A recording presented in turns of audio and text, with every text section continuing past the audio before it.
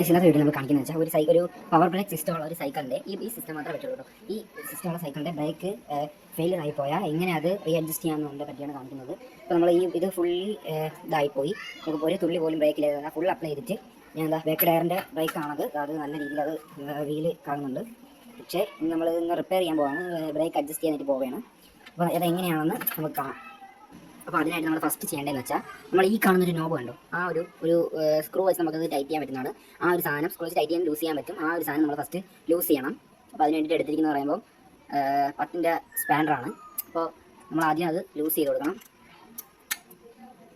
അപ്പോൾ നല്ല ലൂസ് ആയിട്ടുണ്ട്. അപ്പോൾ നമുക്ക് കാണാം ഇവിടെ നമുക്ക് ഈ ഒരു വയർ അകത്തോട്ടായതിന് ശേഷം നമ്മൾ ആ ഒരു വയർ വെളിയിലോട്ട് വിടാതെ കമ്പി പോലത്തെ സംഭവമാണ്, അത് നമ്മളിങ്ങനെ ഒരു പ്ലെയർ ഇട്ട് നമ്മൾ പിടിച്ച് അത് നല്ലവണ്ണം അടുപ്പിച്ച് വയ്ക്കണം.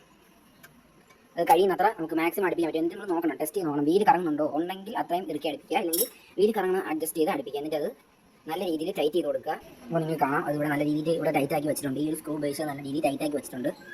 ഓക്കെ, അപ്പോൾ നമ്മൾ രണ്ടാമത് ശേഷം നമ്മൾ നല്ലോണം ടൈറ്റ് ചെയ്ത് വീല് കറങ്ങുന്ന രീതിയിൽ മാത്രമേ ടൈറ്റ് ചെയ്യുക. നമുക്ക് ഇങ്ങനെ വെച്ചിട്ട് കൈ കൊണ്ട് കറക്കുമ്പോൾ ഈ വീല് കറങ്ങണം, ആ ഒരു രീതിയിൽ മാത്രമേ ഇടൂ, ഇല്ലെങ്കിൽ ചവിട്ടാൻ നേരത്തെ വലിയ പാടായിരിക്കും. അതിനുശേഷം നമ്മൾ നേരത്തെ കാണിച്ചപ്പോൾ ബ്രേക്ക് അപ്ലൈ ചെയ്യുമ്പോൾ ടയർ ഇതാവുന്നില്ലായിരുന്നു. അപ്പോൾ നമുക്കൊന്നുകൂടി ബ്രേക്ക് പിടിച്ചിട്ടുണ്ട്. സ്റ്റാൻഡ് മാറ്റി വണ്ടി അനങ്ങുന്നില്ല.